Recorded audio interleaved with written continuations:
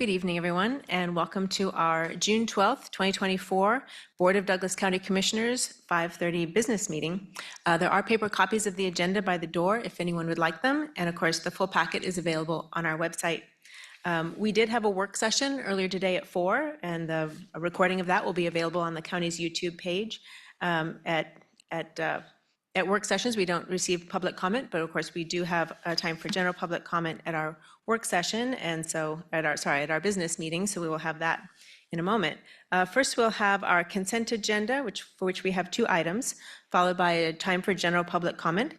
We welcome general public comment for addressing issues not on today's agenda, but otherwise related to county business. Given our limited time and need to have an orderly and efficient meeting, we apply certain rules regarding public comment. A recent Kansas federal court decision has provided additional clarity regarding standards for public comment, and we have updated our plan accordingly. We will do our best to enforce these rules consistently and without regard to the point of view expressed by the speaker. And those are that each speaker will be limited to a total of 3 minutes of speaking time. However, we do accept public comment of any length in writing and certainly by email. Individual speakers may not donate unused time to other speakers. All comments must address topics within the jurisdiction of the County Commission. We will also maintain the decorum of our meeting. Therefore, we prohibit public comments that are threatening, aggressively hostile, or belligerent, fighting words, slander, or speech that invades the privacy of individuals, unreasonably loud, disruptive, or repetitive, or that interrupt or substantially interfere with the board's ability to conduct county business. We do reserve the right to mute or remove any speaker who violates these public comment rules. Please give your full name and address for the meeting minutes when that time comes and address your comments to the Commission. Please also know that comments received by the Commission during our meetings do not necessarily represent the views of Douglas County government, but we value the input. We don't usually respond to general public comment on the spot, but if you leave contact information with county staff, we'll try and get specific questions answered. After general public comment, we have our regular agenda, for which we have 3 items this evening. For each of those action items, we'll hear from staff or an applicant. In this case, I think these are staff, and followed by questions from the Commission, and then open the item up for public comment relative to that item. Once public comment is closed, we'll bring the item back to the Commission for further discussion and a vote. Lastly, a recording of this meeting also will be available for the count on the county's YouTube page and website. So with that, we do have a consent agenda. Commissioners, are there any items on the consent agenda you wish to pull for further comment? Is there anyone in the room today who would like to pull a consent agenda item for further investigation? Seeing none. Jill, do we have anyone online? Okay. With that, I would entertain a motion. As Commissioner Reed, move to approve 1.1 and 1.2. Second. All in favor? Aye. Thank you. That brings us to general public comment. Do we have anyone signed up ahead of time? You see?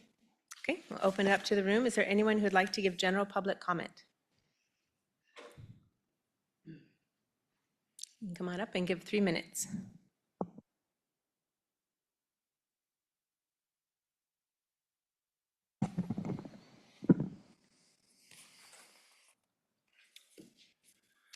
My name is Dr. Justin Spees. Got a question for you. There you said that you're going to do your best not to engage in viewpoint discrimination based on the content of what people say.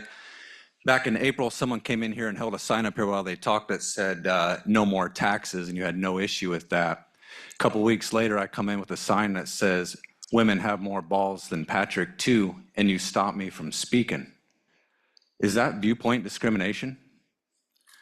Anyways, so my sign here says vote out tyranny, vote out Shannon Reed, who's up for re-election right now. On the other side here, it says, Sarah Plinsky, you are a Nazi, and it's got your favorite symbol right there. So, what tyranny am I referring to? Well, there's lots of tyranny that Shannon has engaged in, but I want to give an example here. That during COVID, you all put in mask mandates for children beginning at 2 years old. The other day, the COVID Select Committee released Dr. Anthony Fauci's transcript, and I want to highlight a couple of things that were asked and answered. One of the questions was, the WHO recommended against masking children less than 5 because masks are not in the overall interest of the child, and then against children 6 to 11 from wearing masks because, and again, quoting, of the potential impact of wearing a mask on learning and psychological development. Was there ever a cost-benefit analysis done on the unintended consequences of masking kids versus the protection that it would give them? Fauci's answer, Not to my knowledge. Question, do you recall reviewing any studies or data supporting masking for children? Fauci's answer, you know, I might have, Mitch, but I don't recall specifically that I did. I might have. Next question, since there's been a lot of studies that have come out since the pandemic started, but specifically on this, there have been significant on kind of like the learning loss and speech and development issues that have been associated with particular young children wearing masks while they're growing up. They can't see their teacher talk and can't learn how to form words. Have you followed any of those studies? Fauci said, no, but I believe that there are a lot of conflicting studies, that there are those that say, yes, there is an impact, and there are those that say there's not. I still think it's up in the air. So the party of science, had it drilled into us that this is all science, and you all were referring to Fauci and his guidance, wasn't even based on science. You all, I used to be a professor and I used to teach human development. You all would have failed my human development class because you didn't have any understanding what a mask on a child would do to their development. But we all had to listen to you. Wouldn't even pass one of my classes, but I had to put one on my daughter. Are we allowed to campaign when we're up here talking now all of a sudden? This is campaigning. Why am I allowed to have this sign right now? Thank you. Is there anyone else who'd like to give public comment?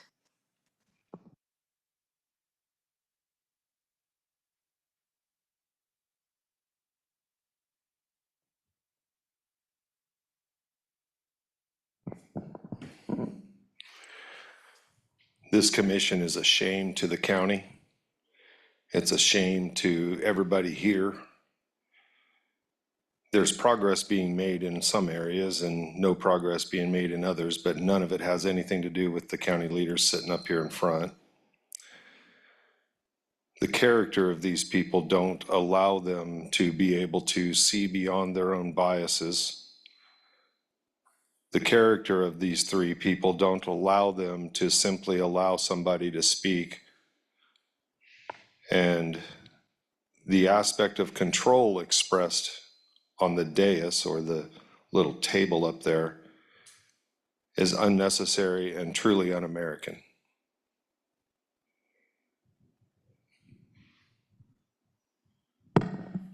And you just showed your, I guess, inconsistent enforcement of the rules that you use to shut people down again. Because I just spoke to the character of people in here. I thought that was off limits and got people muted. Karen, does your character not allow you to mute me like you do him? What is it about your character that allows you to take so much power when you haven't even received vote 1 yet?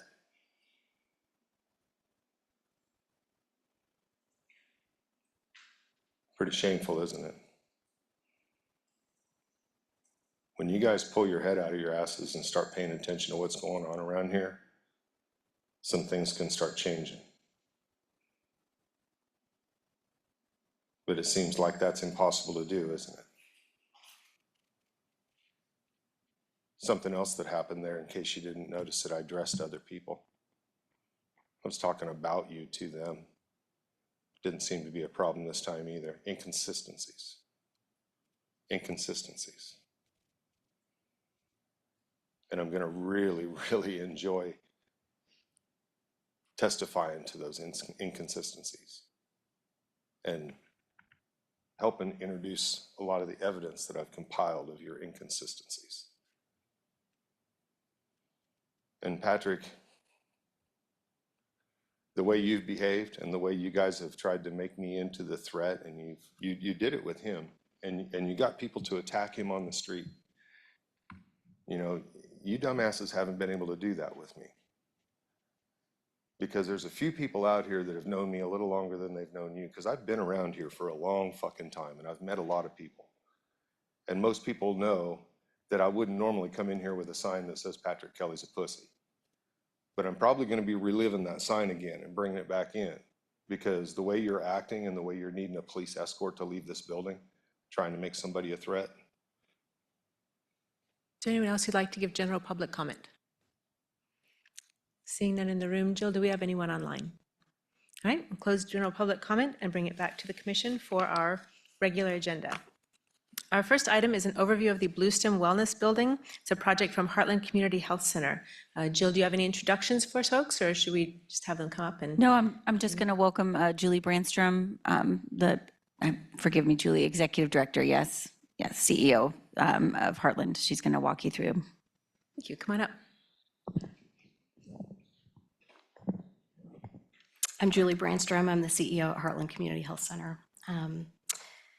Wanted to say good evening to all of you, commissioners, and thank you so much for the opportunity for us to provide a little bit more information to you about Heartland's new Bluestem Wellness Building and how an investment from the county in this project would help accelerate Heartland's ability to build capacity, to hire more providers, and increase access to behavioral health and psychiatry services to our community.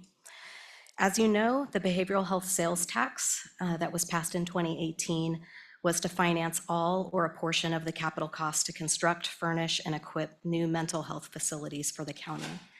We believe that this project aligns perfectly with the original intent of Proposition 1 and is also an ideal one-time investment from that fund. We hope that you've had a chance to review the materials that we provided for your packet tonight, but wanted to also provide a brief overview of our project and our ask for $1.5 million from the county. Behavioral health has been identified as one of the top priorities for Douglas County in the most recent community health assessment, and was also the #1 need that our patients identified when we conducted an access survey last year. We know that most mental health concerns show up in the primary care exam room, and the ability for a primary care provider to facilitate a warm handoff to a behavioral health or a psychiatric provider is incredibly valuable to our patients and ensures good continuity of care. The mental health needs for all ages continues to have significant demands that are leading to wait times. Heartland reduces fragmented care and provides seamless and trusted behavioral health services for families and individuals who are already coming to the health center for primary care, dental services, and pediatric care. According to the American Psychological Association, integrated practices are the gold standard, achieving the quadruple aim of healthcare, which are 1, improved experience of care, including improved access to services, 2, improved health outcomes, 3, cost reduction, and 4, provider well-being. In 2023, Heartland served 1,653 patients with a diagnosis of depression, 2,473 with anxiety disorders, 1,536 with an ADHD diagnosis, and 1,286 other mental health disorders. We believe that it will take multiple stakeholders in this community to adequately address our current mental health crisis, and Heartland is committed to expanding access to these services. Our 8,000 square foot building will have 8 individual therapy rooms for therapy and psychiatry appointments for both adults and children to receive care in a space that is trauma-informed and embodies our mission to welcome all who need care. These services include medication-assisted treatment, medication management, psychiatric evaluation, play therapy, cognitive behavioral therapy, acceptance and commitment therapy, and brief solution-based interventions, to name a few. It also has a larger multipurpose room where we can host group therapy, which would be a new service to Heartland, and then also other programming that the health center would offer to the community. And we are really fortunate to have added a psychologist to our behavioral health team who will be able to offer specialty care that has been difficult to access, including autism testing and intellectual developmental disability, or IDD, assessments that can allow access to the IDD state waiver program. And these services are scarce and hard to find. This project leverages more than $580,000 in federal funding, $325,000 in regional grants, more than $420,000 in local philanthropic support, as well as almost $576,000 that Heartland is investing into this building. A $1.5 million investment from the county would accelerate Heartland's timeline for increasing capacity around needed psychiatry and behavioral health services to our community, because it will allow us to redirect the monthly principal and interest payments for our loan to the hiring of additional providers. As such, Heartland will double its capacity for behavioral health over the next 4 years, building on the organization's recent success in provider recruitment. Heartland's current behavioral health staff includes 6 therapists, 1 psychologist, 2 psychiatric APRNs, and 1 pediatric psychiatrist, an MD. And their care teams, which includes 2 nurses, 2 MAs, 2 care coordinators. And this funding would have a significant impact on our ability to continue to recruit and retain mental health providers to Heartland and Douglas County in a highly competitive market. We're pleased to share that construction is ahead of schedule, and we anticipate being open to the public on October 1st. We would love to see you at our ribbon cutting, which is scheduled for October 26th. And once again, we appreciate you making time to hear about this project and consider this one-time funding request.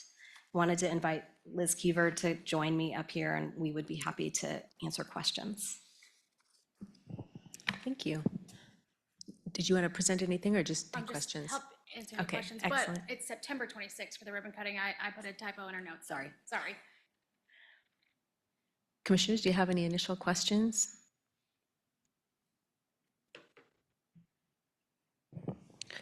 So to clarify, the 1.5 is for capital cost only, that's the request. And all these other, I'm looking at the revenue, because I didn't bring my computer, so I'm looking at it on my phone. The revenue box on the project budget, are all of those except for the operating line are exclusively capital costs? Yes. Is that, okay, just wanted to clarify if any of it was intended for ongoing operation. Right. Yeah, No- there's no request for ongoing operations with this. Yeah. So that begs the question, will there be a request for ongoing operations? There will not. I think the line that was catching us was under revenue and it's operating capital. So I assume those are, operating revenue that is feeding into covering some capital costs for the building. Would that be right? Correct. That is just basically cash that Heartland has put into the project. Okay. Are all of these revenue amounts secured at this moment? They are. Okay.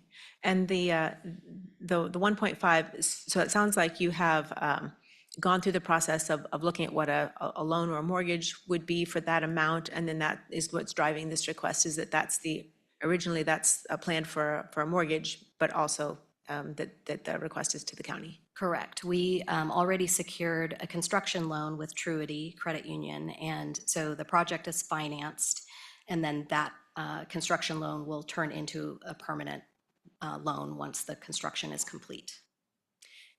And within your operating budget, there's capacity presumably in order to get that loan to cover that also? There is. Okay. Yeah, we really just viewed this as it felt like it aligned, and we felt like it would really accelerate our ability to increase capacity for services in this community that we know are needed. And so this would just be an infusion or a kickstart to helping us increase capacity. We had fully planned to be able to take on the mortgage for this property, and we'll do so if this funding request is not approved. But again, we felt like this project aligned really well with the original intent of the tax and would give us the ability to move at a faster rate to hire additional providers. Commissioners, do you have other questions before public comment? So can you talk to me a little bit about your partnership with others? You're not the only one providing psychiatric services in Douglas County. How does what Heartland hopes to provide dovetail into what other providers are also doing? Sure, that's a great question. I think I mentioned this earlier, that we really believe that it's going to take multiple agencies in our community to address the great need for access to mental health services. And so we believe that our model of providing integrated care is a really great way for us to help our existing patients be facilitated into ongoing either therapy or psychiatry services. And again, that's a best practice or a gold standard for those teams of providers to be able to collaborate together to address somebody's whole healthcare needs. So we are not trying to compete. We are trying to be part of a solution to what we view as a crisis in this community for access to mental health services. And in a way, a lot of these services provided are also in collaboration with other organizations. So for example, some of these providers might be providing medical assisted substance use disorder treatment. That's a partnership that we have longstanding both with the Douglas County Sheriff's Office and as well as with DECA. So that's just a good example of some of the partnerships and ways that we collaborate and how those providers that we'd be able to bring on by increasing capacity at a faster rate would be able to help us continue with that collaboration. So I would add too that, I think with the addition of the TRC in our community, which we're really fortunate to have, we've gotten really good at crisis intervention. And I think now we're realizing what happens with these patients after they leave. And so we, again, want to be a resource for patients that need to be facilitated into ongoing therapy or psychiatry care. Can you talk about just generally for programming wise, what do you offer right now for therapy and behavioral health services? Yeah, so we shared with you a little bit about the list, but really when you look at it, it is a variety of different therapeutic modalities. So that's anywhere from play to CBT to ACT. We also have psychiatry where we do medication management to really supporting people with their MAT. We're working on bringing on an enhanced substance use disorder team as well. In addition to that, we have LGBTQIA plus gender affirming therapists, and really it covers the spectrum between pediatric and adult when it comes to all of our services that we provide in that space. Just one, this is a little bit detailed maybe, but you had mentioned that getting the screening and the assessments for IDD, autism, and things like that, that those resources are really scarce. Can you talk about who does provide that in the community, or do you have to go outside of the community? What are the gaps? Yeah, so Can that's I, been- I'm sorry, can I piggyback on that just a little bit and talk about the differences between youth and adults? Because my experience that there's a real lack of services, more of a lack of services for adults when it comes to those assessments than youth, but that may be a wrong assumption or. You're not wrong. It is a larger gap, and that's one of the reasons why we were so excited to bring on this particular provider that helps us cover that gap. But with our pediatric practice, we serve 13,000 kids a year. So we're making a significant number of referrals for those services. So we do see a high volume on a pediatric, but we also are seeing it on the adult level as well. So that's one of the reasons why we brought on that psychologist to be able to do those assessments. I don't have the hard numbers right now on what that referral count looks like, but I can get that to you. Or where they have to be referred to currently for lack of capacity here or at Heartland specifically or in the community otherwise. Did I pull on that thread correctly, Commissioner Willie? More a question of like, what do we have available in the community, and what are we currently having to outsource because there just isn't availability? Yeah, and we can follow up on that and get you more specific details on who we are currently referring to. I know our pediatricians refer a lot outside of the community. And I don't expect you to have all the answers for what our private practices are doing also, but just curious.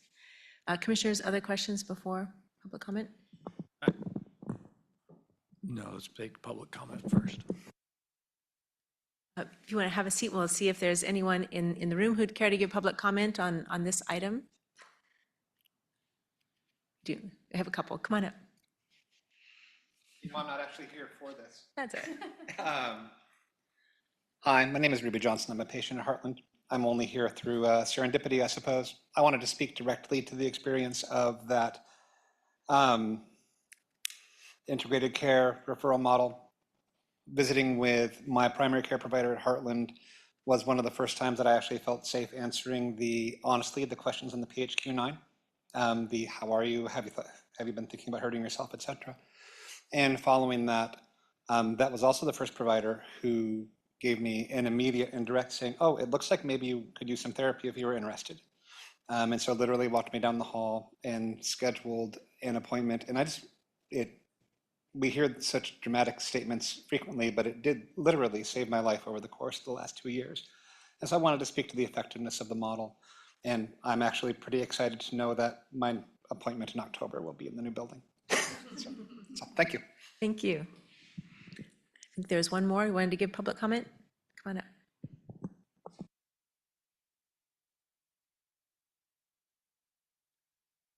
Hi, Gene Dorsey, Lawrence, Kansas. I'd like to speak in support of this project. Building a building for mental health needs is certainly what the mental health tax was passed for back in 2018. I notice staff and various presenters continue to call it behavioral health tax. If you read the language on the thing that the voters passed, it says mental health tax. And the last I checked, and I may be out of date, but there was about $15 million sitting in the bank that has not yet been spent. If you have an update on that total, that would be nice to share, but I'm fully supportive of this. Thanks. Thank you. Is there anyone else who'd like to give public comment on this item? Is there anyone online? Okay, that will close public comment and bring it back to the commission. Further questions, comments? I'll just say thanks for the information and for sharing. One thing I want to encourage you to do before budget comes around is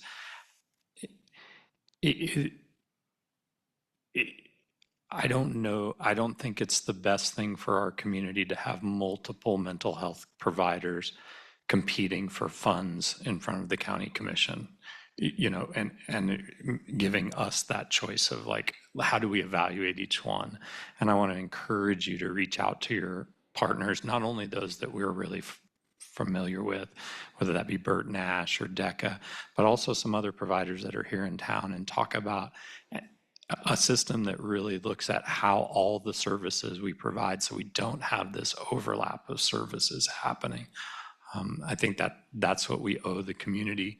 And so be thinking about that. This might be the right need, but when we compare it to all the behavioral health needs across the community, is that what our behavioral health providers feel like is the best thing? I recognize that that's not always a comfortable space, but I want to encourage you to do that before budget time and bring some of that information to us.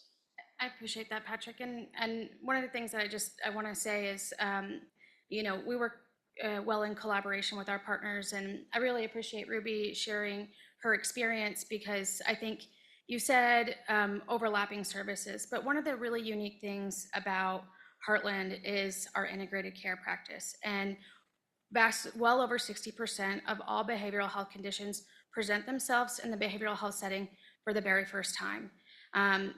Ruby's story is not unique, and we're able to provide that seamless integrated care. So we know that if you need to see a dentist, we know that you have anxiety. We are able to make sure that all of our through lines for care are integrated and cohesive, and our providers are talking to make sure that you have the best health outcomes. So we're really unique in that community. So I see that service as complementary to other things that are happening in the community, but unique in the way that we practice that care. So I appreciate your feedback, and I just, from our perspective, that's really how we feel about the level of care and service we provide. Yeah, don't miss my point. My point wasn't that what the integrated care that Heartland is providing isn't good, right? It's how does it integrate with the other systems? What we don't want to get into a situation is where we're funding so many different providers and we can't find the workforce. And we've had that problem in this sector before. We need all of those partners talking to each other so we can work together to make sure whatever we fund, we can actually do, and we can have good measurables that tell us we're making an impact on our community. So I totally agree. The integrated model is great. That wasn't what I was concerned about. It's awesome. But it's about working with the other community partners. Yeah, and I just want to comment about that too. Appreciate that. And to let you know that Rachel and I just sat down today with Stephen and Patrick from Burt Nash and had a conversation about the possibility of what would it look like if we worked together to jointly recruit providers to this community. So some of those conversations are happening, which is really encouraging. So appreciate the feedback. I agree, and that is great. Is we're in a unique spot that we're funding an ecosystem. We need to make sure that that ecosystem is as healthy as possible. So yeah, that's part of how we evaluate projects. Commissioner? The last point I'll put on that is, and I'm forgetting the full title of it now, I think, but the psychiatry work group in Douglas County. And so I remember after reading this agenda item, I went and called back through, and it's possible that I missed it, but didn't see anything that mentioned conversation and or recommendations from the psychiatry work group, which to Commissioner Kelly's point is that collection of providers. I know has been really focused on recruitment of talent and necessary workforce here. But part of that is obviously evaluating the needs and where the gaps in the needs are. So that was something I was looking for, and it would be helpful for me to understand if that conversation has been had on a larger level and to what degree, for all the reasons that Commissioner Kelly and Commissioner Willie just mentioned. I would just reiterate that we need to make sure we have these conversations with all of the partners also, and not just with Heartland, who's standing here. So commissioners, any other questions? They were just receiving this report. There'll be more information in our budget packet, which we have not received yet, but we'll get that in about July. Just a side note, when it comes to that work group, from what I understand, they're working mostly with that psych supplemental budget. And so there's conversations are happening in tandem, I would say. If you want to, I know you're a part of the work group, I'm not, so you want to speak to that a little bit Yeah, more. I mean, I think we've been primarily focused on recruitment of providers. Very key issue for us, and will be for a while. Commissioners, we have no action on this. This is for informational purposes only. So I think thank you very much for being here, and appreciate your sharing your project with us. That brings us to our second item, and this is, the administration is going to be covering this one. This is the zero suicide funding from headquarters, and who will we be starting us off? Bob is going to do that. Thank you. Good evening, Commissioners. I'm joined tonight by Jonathan Smith, the Executive Director of Lawrence Douglas County Public Health. I'm hoping that this is a fairly straightforward and simple administrative item that we're asking for approval.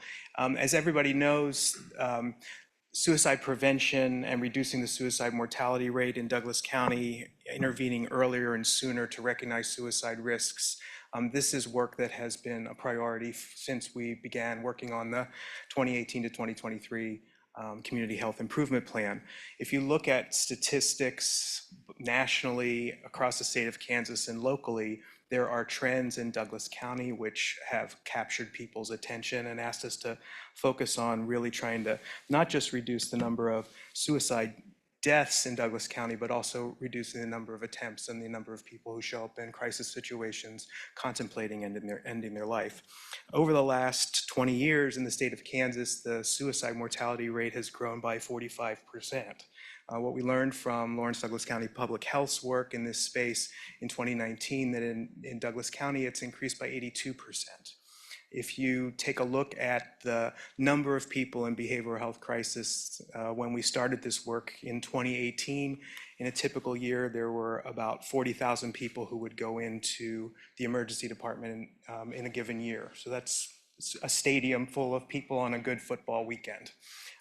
About 4,000 of those individuals, or about 10%, are people who went into the emergency department in a behavioral health crisis. So that's like 2 sold-out nights at the Lead Center in terms of numbers of individuals who have an experience that requires urgent care. Out of those 4,000 people, about 1,100, so about 25%, go to the emergency department in 2019 because they're experiencing suicidal ideation or they've actually made a suicide attempt. About 750 in 2019 experiencing suicidal ideation, about 350 experiencing and having made a suicide attempt. That's an elementary school building full of people. And the really sobering statistic that I think inspired us to really take a hard look at this issue is that the largest cohort of people who showed up at the emergency department were people under the age of 19, so 125 people. So that just gives you kind of a little slice of this issue. You know, in Douglas County, we're striving to reduce the suicide mortality rate from 16%, where we started, to 14%. That's been our aim. We've made some progress in that. When you look at the numbers, although the number of people who die by suicide in Douglas County, the actual number is small. One suicide is one too many. So to respond to this, we've done a variety of work in a variety of spaces in behavioral health, and in the prevention space, in the intervention space, training and education space. And one of the major efforts is a thing called Zero Suicide. And zero suicide is an aspirational goal. The idea is that one suicide is one too many, and suicide is preventable. And so, you know, in 2020, Douglas County held the first Zero Suicide Academy. Zero suicide is a quality improvement process that healthcare agencies implement to try to recognize suicide risk sooner, to intervene more effectively, and to create suicide care pathways within their organizations. Now, in most communities, zero suicide is a strategy. It's a vertical integration strategy. It's trying to get everybody sort of on the same page and recognizing suicide risk within one healthcare agency or another.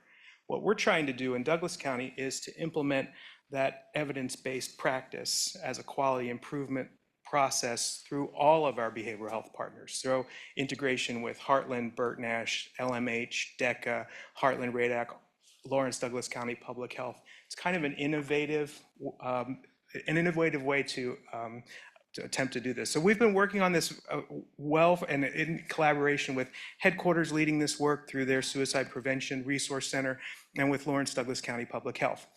Over the last 6 months, there have been some changes at headquarters, leadership changes, management changes, staff turnover. And as we look at these things and some lack of progress that's happened in the first half of 2024, we think that there's an opportunity maybe to redirect and change how the leadership of the Zero Suicide Initiative is managed. If we look at some of the talent that's departed from headquarters, there's a risk that that talent leaves the community and goes to work at the state. We think there's opportunities to keep some of that talent here in Douglas County. And quite honestly, at this point, I would say that the person with the most leadership and experience is Dee Kynard at Lawrence Douglas County Public Health. And so what we're proposing to do is to take the dollars and the funding that was allocated to continue to support the implementation of zero suicide and to redirect that to public health for the purposes of creating a zero suicide coordinator position. So we would redirect $27,500 in 2024, and then Douglas County Public Health has also created a supplemental request as part of the budget for $58,000. And the whole purpose of this is to create a bridge so that we could get that position on a sustainable funding path with braided funding from grants that are available both through KDADS, through KDHE, and additional work nationally with zero suicide. So we think there's an opportunity to sort of shift the leadership for the implementation of this effort to Douglas County Public Health.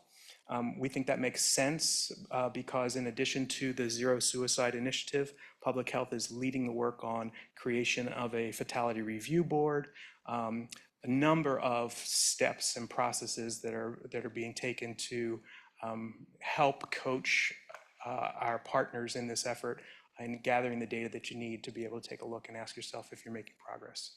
So the ask is, or the recommendation is, that we redirect funds that were originally scheduled to be in the headquarters agreement. We do not currently have a 2024 service agreement with headquarters. And so we thought that this is an opportunity to sort of solidify that work so that it continues. Jonathan, you want to? Sure, yeah. Appreciate it, Bob. Evening, commissioners. How are y'all? in addition to what Bob was saying, like if we were able to make that transition, we're actually able to come up with about 40% of that cost to have that person start pretty soon. So, and Bob had mentioned that we did include, as a result of some of these changes, we did include a supplemental request for next year, but really the goal is for, look at that as like the base level. Like that is how we would get this position at Lawrence Douglas County Public Health and embedded within Douglas County just at the base level to keep it going. But having that position gives us the opportunity to seek out zero suicide funding that KDHE has. We actually already do have a small zero suicide grant at the health department right now, but it's not for a position necessarily. It's just for the education. So it's kind of a full circle moment for us. So the people who would come and do education for us about zero suicide, as we were receiving that education, this allows for us to not just receive it, but also produce some of that education that was continuing to happen throughout Douglas County. So wanted to let you all know that that's something that we can act on pretty quick, and we're willing to put up 40% of the cost on our own. So happy if y'all have any questions or anything. All right, commissioners, do you have some initial questions? I'm sure we'll have some public comment too.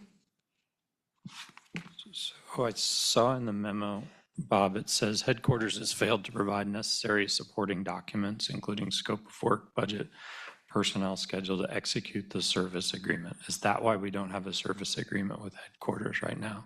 Yeah, that's one reason. And then the Okay. other reason now is questions about capacity, given some of the changes that have happened and where we're going in terms of some of the recommendations that are coming out of the GPL process. So we'll be coming back to you on the 26th with an update on crisis line related work, headquarters role in that. We have received a budget request for the second half of 2024 that we're going to start working together with headquarters to take a look at.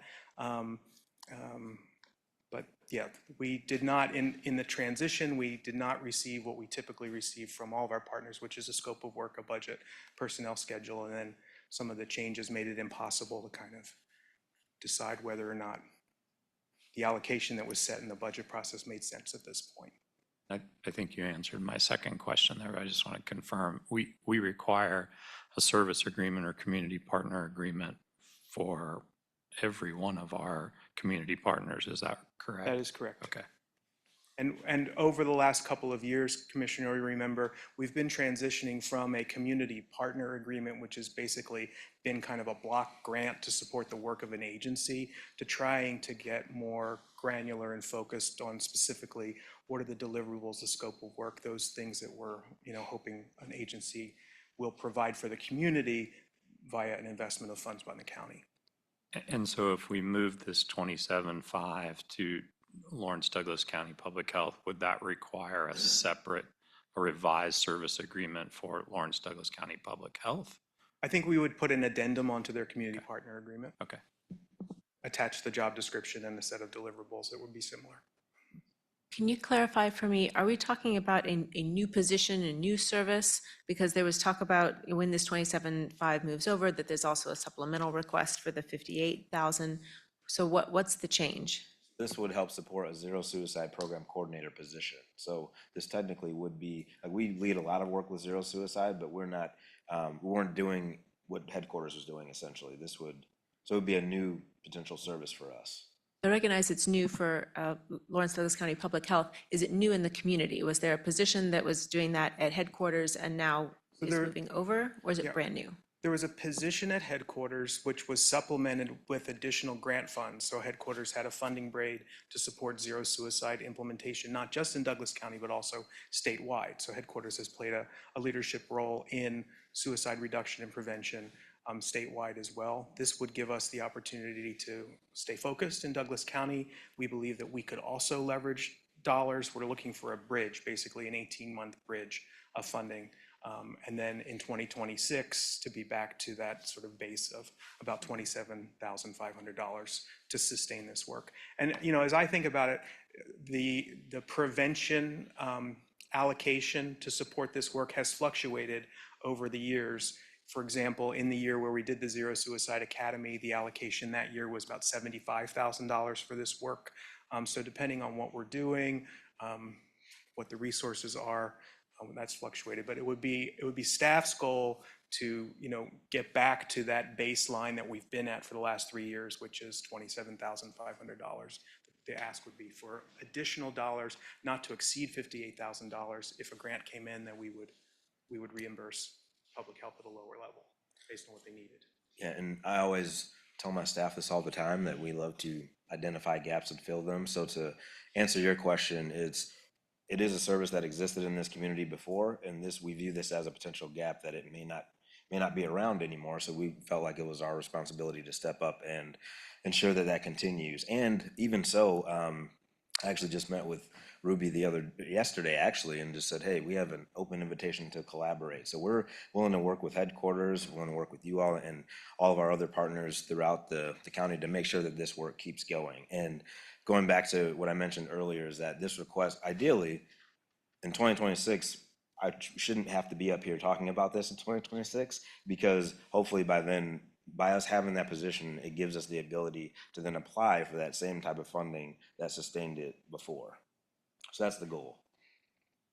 Still clarifying a few things. So the 27.5 was the allocation for the entire funding year. It hasn't been tapped into yet, but its intent was to support our portion of a position that was funded through another braid, but also served the entire state. Am I right so Yeah, far? I mean, we didn't really fund a percentage of an FTE through that contract. We funded the work, and the work was convening meetings. It was working directly with our partners to do their organizational self-studies and their workforce, the pieces of implementing zero suicide with Fidelity. Headquarters had a person who was doing that work as part of their role, but we didn't define it as like as 0.25 FTE in terms of how the funding was allocated. I'm just trying to get my apples to apples straight here. Yeah. So the It request isn't really apples to isn't, apples. yeah. Yeah. So the request is for a full year's funding, but to be spent over 6 months. So it would be allocated now, and it would be for the rest of 2024. Yeah, the position cost would be $105,000 for a year. So we're asking for $27.5 from the county. Lawrence Douglas County Public Health will braid that with 40% of that half year, and then $57,000 on top of that would get us to the 105 if we needed it in 2025. So how much does this, so if we allocate the funding as requested, how much does that tie us into, we no longer will have the work if we don't act on the supplemental request? Or is the supplemental request, is the hope that that funding braid will be more or less complete by then without an additional But the request? funding braid would be complete by the end of '25, but it gives us some runway to develop those additional relationships and to leverage additional funding dollars. And I think there's plenty of ways to get there. It's just we're trying to move quickly because this gap has emerged relatively suddenly. Well, I mean, we're not making budget year 25 decisions today. Correct. Is that correct? Right. Okay. So I think we're sort of walking very close to that line here of saying we have to get it now. And I think that's where you were going, Commissioner Willie. So what happens if the commission decides not to fund the 58,000 supplemental request for 25? And I would say that is a risk of this. So there's unfortunate things we don't know yet. Like there's not been a zero suicide RFP been sent out this year. There's not been, we're not aware of funding or RFP from KDADS that's out this year. So this is just, and we know that risk going into it. But hopefully we do have indication that something may pop up this year, but I'll admit that is definitely a risk that we take with that. So, and I don't want you all to think that this is obligating you to do this for next year, but again, this was just the base ground level, assuming we get no grants. And that 27.5, we'd be able to, again, put up 40%, the other 40%, and then essentially hopefully have that person start within the next few months. Thanks. I think another answer to that question, Commissioner, is if you look at, again, you haven't had the benefit, neither have all of we, looking at the whole budget picture. But there are things that are not requested this year that were requested and funded last year. There's $50,000, for example, not coming for a behavioral health summit and conference that was in the prevention space. So in terms of trying to keep overall allocations flat, that's something that staff are working very hard on in terms of the whole behavioral health projects budget.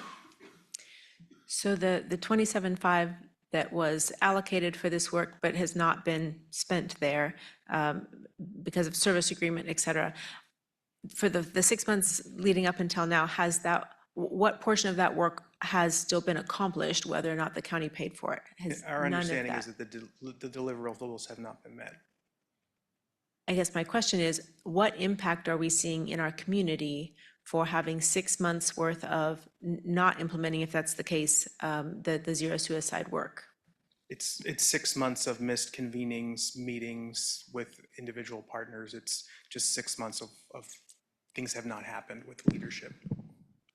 Slowed momentum Yeah, it has doesn't been mean my observation. And then also I heard you say earlier, Bob, I mean, the risk of losing talent from the community that has done a lot of that foundational relationship building and convening and work is a point that was a takeaway for me.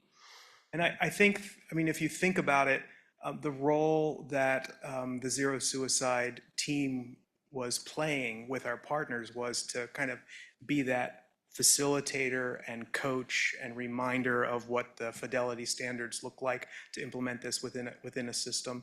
And so the longer that role doesn't exist, the more that work falls away. And we saw that during COVID. I mean, this is an initiative that did suffer as a result of all of the disruption and fragmentation that happened during COVID.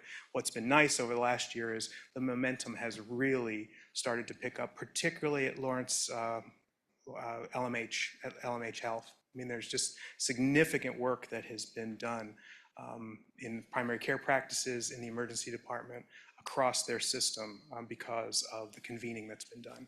And the leadership provided by, I don't want to, it's not, all that talent isn't gone. Dee Kynard at Public Health has driven a lot of this work as well. And I would imagine some of that work is also driven then at Lawrence Memorial. Are they also participating in that? You said that they're kind of a recipient of some of the benefits of the work. Yeah, all of our partners, so Heartland, DECA, Heartland RADAC, Burt Nash, LMH Health, they are all committed to implementing zero suicide with fidelity, and they all participated in the Zero Suicide Academy, and they have sent additional staff members to be trained as they've experienced turnover. So this is a multi-year effort on a really daunting, complex community challenge. The good news is we are seeing some small moves on those bigger numbers that we're trying to chip away at. I guess that's part of what I was getting at, is I recognize that this is it takes a lot of momentum before you see the impacts, positive or negative, either for having the zero suicide program or not having it. And I'm just curious to see that data when we now have, interject into that 6 months of not having those conversations convened. Does that show up in the data? Like how, like. I don't think there's a direct causation correlation that you would see in a 6-month time period. I don't. But definitely a year and a half, 2 years, because there's no leadership for this, will start to show up. And I'll give you an example of work that has continued. So one of the things that came out of the work group that Dr. Kynard led was a percent study. And so we have gathered data from the coroner's office on all the people that have died in Douglas County. We gave that list to all of the partners with this simple question of, have you seen anybody on this list? And I believe every one of our partners said, yes, they had. So that plays into the idea that a person checks into a healthcare environment, within 6 months of a suicide attempt or suicide completion. So that work very much it's not completely on hold, but there has been a leadership vacuum. I have another question, and this is more about kind of our process and working with partners and working with partner agreements. And we're looking at shifting some funding that we as a body had allocated to one partner to a different partner. We've heard from the potentially receiving partner within this presentation, but not from the partner who would be giving up those funds. Is that typical? Well, I would say they're not giving up their funds because we have no contract for those services, would be. But I know Ruby's here, so I mean, I hope you'll have an opportunity to hear from her as well. Commissioners, anything before public comment? Okay, we'll probably have questions later. Is there anyone in the room who'd care to give public comment on this item? She looks at me awkward. Yeah, I'd be glad to. All right, come on up. Hi, good afternoon. My name is Ruby May Johnson. I'm the interim executive director at Headquarters Kansas. I've been in that position since April 2nd at lunchtime. I'll keep my comments brief. I do want to note quickly that I disagree strongly with the characterization of Headquarters that I read in the article summarizing today's agenda. I would not be doing my job or living my values if I didn't state that. In what I see as Headquarters' deeply needed time of transformation, growth, and course correction.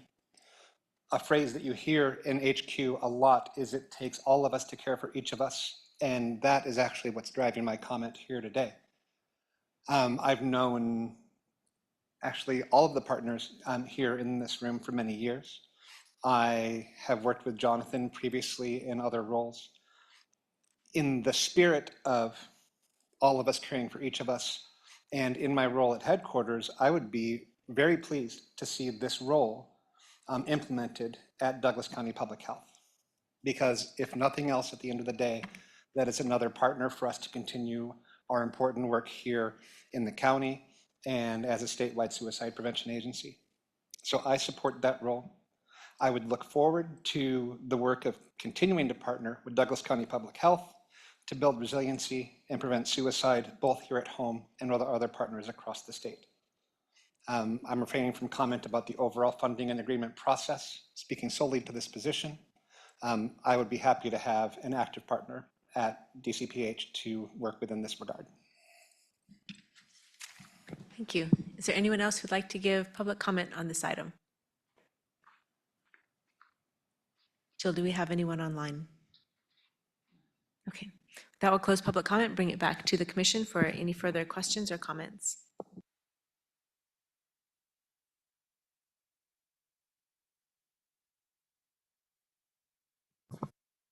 So it's nice to have someone here from Headquarters to speak to that. And it did sound to me like staff is continuing to work on a budget request with Headquarters, and that I think that's what I heard from Ruby's comments, and their support for this position transfer over. I think as we look ahead to the budget, we can look at other options. I don't want to get ahead of that right now. We're looking specifically at this 27.5, and I think it speaks really to that integrated cooperative work that we want to see in this behavioral health sector, to recognize that sometimes somebody else needs to take the lead, and then maybe a different time somebody else needs to take the lead. So I was encouraged to hear Ruby's comments and appreciate Jonathan and Bob's work in this space. I will just add that I'm appreciative to see this come before us, because I have been concerned about the lack of agreement that has existed around this so far this year, more than halfway through the year at this point, and the not total lack of work, as Bob pointed out, but some loss of momentum and potential for a bigger gap in that ability to really get integrated throughout the community in a way that is evident and really helps generate more information and outcomes about what it is that we're seeing change in our community because of it. So I am very happy to see this request come to us, and grateful to the health department for being ready to take that on, and for Dr. Kynard's leadership in this space. So I think it makes perfect sense to me, and I'm really hopeful about how it might actually grow the work of zero suicide and bring in some new talent across the community potentially. I appreciate Bob for coming up with a solution for a problem in our community and finding a way forward. About the 58,000 that will come in our budget request, that's of course not on the table for this evening's conversation. I'm just curious to know what all those pieces, how those pieces fit together, and what can come, what other funding mechanisms might come that would also sustain this work. So I'm pleased again to hear the collaboration and the putting the mission above anybody's territory. I'd really like to hear that very much. It's shows a lot for our community. So commissioners, is there an interest in a motion? Make a motion to redirect $27,500 of existing prevention funds from HQ Kansas to Lawrence Douglas County Public Health to offset the position cost of a zero suicide coordinator in 2024. Second. All in favor? Aye. Motion passes. Thank you all. And that brings us to our third item, also from the administration, and this is a revised lived experience compensation policy, which we adopted not that long ago, but I think Jill has some updates for us. So I'll turn it to Jill. Thank you, commissioners. I prepared a cover memo that overlays some of the changes that you'll see in this lived experience compensation policy that you all initially approved in September of this past year, just to make sure that we have the flexibilities, which is the section that was noted as being added on page 2, section 4, having the flexibilities to provide multiple ways of compensating folks in the ways that they show up to provide feedback and engage with us. We are set up and we have really strong policies that allow us to administer a cash box for when folks participate in meetings, provide feedback that's consistent with the way the policies outlined with those work groups. They're able to take their compensation voucher and come to the county admin offices, and we have a process and a procedure that they present the voucher and they get cash. They leave with cash that day. That works really well. Well, it doesn't work really well, but it works well enough. It works for us right now, and we have regular participation for our housing and homelessness work groups and for the Food Policy Council. It's a handful of folks that works okay, but we know that we want to do more sessions where we may not know who all shows up for feedback sessions, and that's largely in the housing and homelessness space. We want to be able to have the flexibility that we can purchase gift cards and when folks show up, say, hey, thanks for showing up. And here's a gift card to Walmart. Here's a gift card to Dillon's. And thanks for taking the time to participate and communicate with us. That sounds easy enough, but it's if I want to make sure that we are in compliance with our financial policies as I outlined in here, and I'm staying on the good side of our county clerk's office and my colleague Brooke Sauer, I want to make sure that we have the policies and the procedures that back up the ability to do that. So this change allows us to basically purchase gift cards. The way that we'll do that is that there are 2 members of the admin staff that can request cash to purchase, to then go and purchase the gift cards. Those 2 admin staff members are myself and Kim Kreiner Ritchie, who oversees the sustainability program and the Food Policy Council manager. So we feel like we have a strong procedure that backs into this policy, and we don't anticipate coming to you all for any more changes in the future. Commissioners, do you have any questions for Jill? I'll open this up for public comment. Is there anyone who'd like to give public comment on this item? And is there anyone online? No, and I did not mention the last change in here, and I flagged this in my cover memo, is that the original policy that you all recommended or approved included our equitable entrepreneurial ecosystem. And as I outlined in the memo.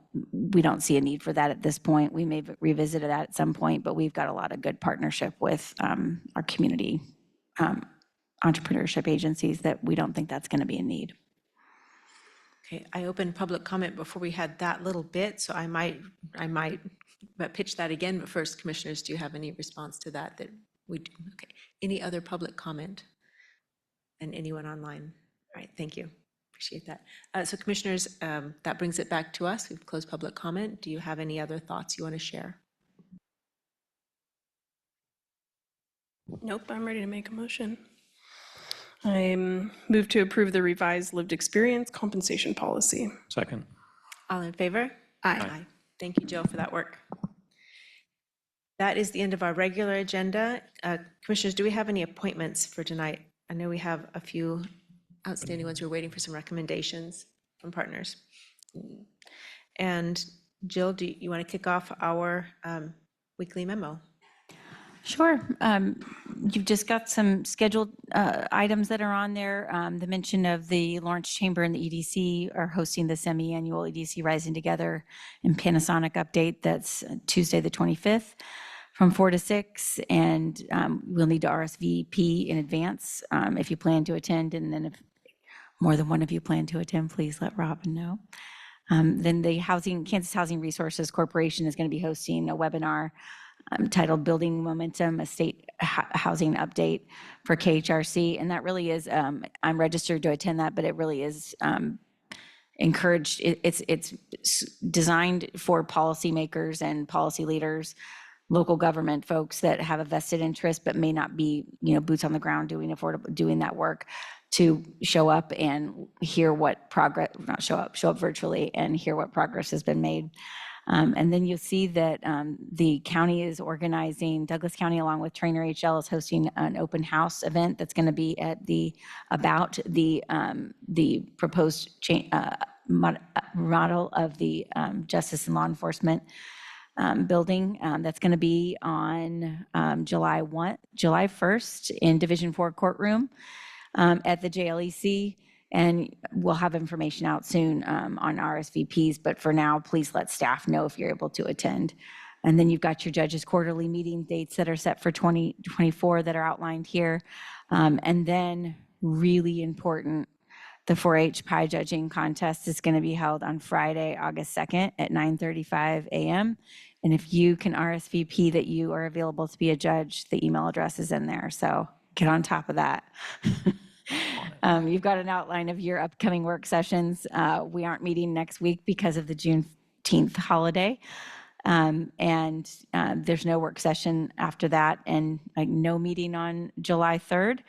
And then we really get into it with budget hearings that second week of July. And you've got your appointments that are open there. And I believe that is it. Commissioners, do you have any miscellaneous items for the good of the order? All right. I'll just make a quick mention. I'll have more to share the week that we're back together, but next week, Bob Transky and I will be traveling also with a community partner who will be joining us to Orange County, California for what I think is the final site visit for NACO's Familiar Faces Initiative.